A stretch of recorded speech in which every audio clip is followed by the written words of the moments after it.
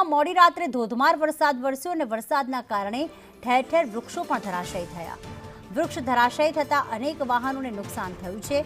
અનેક વિસ્તારોમાં વરસાદી પાણી ભરાયેલા છે, પરંતુ ભારે પવન ફૂંકાવાના કારણે જે મોટા મોટા વૃક્ષો હોય છે તે પણ નીચે પડી ગયા હતા અને ત્યાં પાર્ક કરેલા વાહનોને નુકસાન થયું હતું.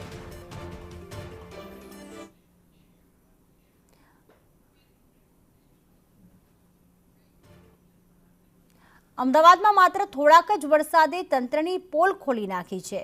ચોમાસા પહેલાની કામગીરીના દાવા પોકળ. વરસાદ બંધ થયાને કલાકો બાદ પણ હજી પણ અમદાવાદના કેટલાક વિસ્તાર જળબંબાકાર છે. 2 થી 3 ઇંચ જ વરસાદ વરસ્યો છે. અમદાવાદનું હાલ બેહાલ થઈ ગયા. ગોતા, એસી હાઈવે, શેલા જેવા વિસ્તારો તો પાણી થઈ ગયા, જે પોશ વિસ્તાર ગણાય છે. સ્થાનિકો અને વાહન ચાલકોને પારાવાર મુશ્કેલીઓ વેઠવાનો વારો આવ્યો છે. ચોમાસા પહેલા સંદેશ ન્યૂઝ સાથે દેવાંગ દાણીએ જ્યારે વાત કરી હતી ત્યારે કહ્યું હતું કે 15 દિવસમાં જ અમદાવાદમાં પ્રી મોન્સૂન કામગીરી થઈ જશે. શું થયું એ બધા દાવાનું? દ્રશ્ય તો કંઈક અલગ જ કહે છે. તો ખાસ અમદાવાદમાં થોડા વરસાદે જ પોલ ખોલી નાખી છે. અમદાવાદના પોશ વિસ્તાર ગણાતા એસી હાઈવે, શેલા છે, ગોતા વિસ્તાર છે કે જ્યાં પાણી ભરાયેલા સામે આવી રહ્યા છે. લગભગ જોવા જઈએ તો ભલે અમદાવાદમાં મોડી રાત્રે વરસાદ વરસ્યો હોય, પણ સવારે 7 વાગ્યા બાદથી માત્ર છૂટો છવાયો વરસાદ જ થઈ રહ્યો છે અને ધોધમાર વરસાદ તો વરસી નથી રહ્યો. 4 કલાક જેટલો સમય થઈ ગયો છે ધોધમાર વરસાદને બંધ થાય, તેમ છતાં હજી પણ કેટલાક વિસ્તાર એવા છે કે જ્યાં હજી પણ જળબંબાકાર જેવી જ સ્થિતિ છે.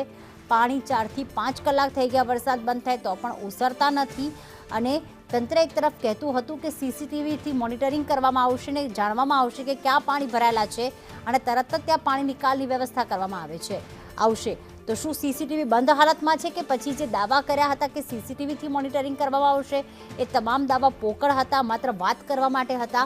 કારણ કે અમદાવાદવાસીઓ તો અત્યારે જૂન મહિનામાં જો આવી હાલત છે, જૂનના મધ્યમાં, તો આખો જૂન, જુલાઈ, ઓગસ્ટ અને સપ્ટેમ્બરમાં કેવી હાલત થવાની છે ત્યારથી તેનો અનુભવ તેમને થઈ રહ્યો છે. કારણ કે 2 થી 3 ઇંચ વરસાદની અંદર જો અમદાવાદના હાલ આવા થઈ જતા હોય, ઠેર ઠેર પાણી ભરાઈ જતા હોય, ગટરના પાણી બેક મારતા હોય, કલાકો સુધી વરસાદ બંધ થયા બાદ પણ પાણી ઓસરતા ન હોય, તો લોકોની હાલત કેવી થશે? તેમના વાહનોની, તેમના પોતાનું સ્વાસ્થ્ય કેવું રહેશે? કારણ કે પાણી ભરાવાના કારણે અકસ્માત થવાનો ભય સતાવતો હોય છે.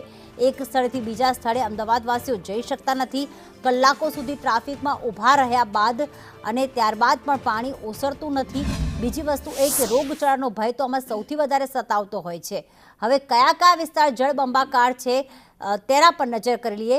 ગોતા વિસ્તાર એવો છે, શેલા વિસ્તાર એવા છે કે જ્યાં કરોડોના ફ્લેટ અને ઘરો લોકોએ વસાવી લીધા અને મહાનગરપાલિકા દ્વારા, બિલ્ડર્સ દ્વારા કહેવામાં આવ્યું હતું કે સુખ સુવિધા આપવામાં આવશે, પણ આ સુખ સુવિધા હવે દેખાઈ રહી છે.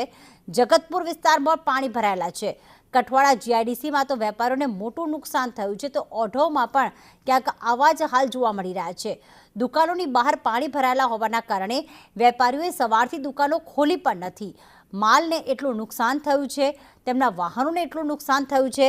હવે આ નુકસાનની ભરપાઈ કોણ કરશે? જો એક દિવસ પણ મોડો ટેક્સ ભરવામાં આવે અથવા ટેક્સ ભરવામાં કોઈ મુસીબત આવી જાય તો તરત જ નોટિસ લાગી જાય છે, ત્યાં સુધી કે સીલ પણ કરવામાં આવે છે અને સમયસર ટેક્સ ભરવું જોઈએ તેવું નાગરિકોને જવાબદારી શીખવવામાં આવે છે. પણ મહાનગરપાલિકા શા માટે પોતાની જવાબદારીમાંથી છટકી રહી છે?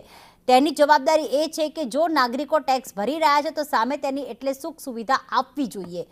કરોડોના ફ્લેટ લીધા બાદ, અહીંયા હજારોના લાખોના ટેક્સ ભર્યા બાદ પણ જો અમદાવાદના હાલ આવા થતા હોય તો પછી શહેરીજનો ટેક્સ ભરે શા માટે? કારણ કે અહીંયા શહેરીજનો જવાબદારી નિભાવી રહ્યા છે, પણ અમદાવાદ મહાનગરપાલિકાના મેયર હોય, સ્ટેન્ડિંગ કમિટીના ચેરમેન હોય, એ તમામ પોતાની જવાબદારી ભૂલી ગયા છે અને અમદાવાદમાં અત્યારે દરેક વિસ્તારમાં પાણી ભરાયેલા સામે આવ્યા છે.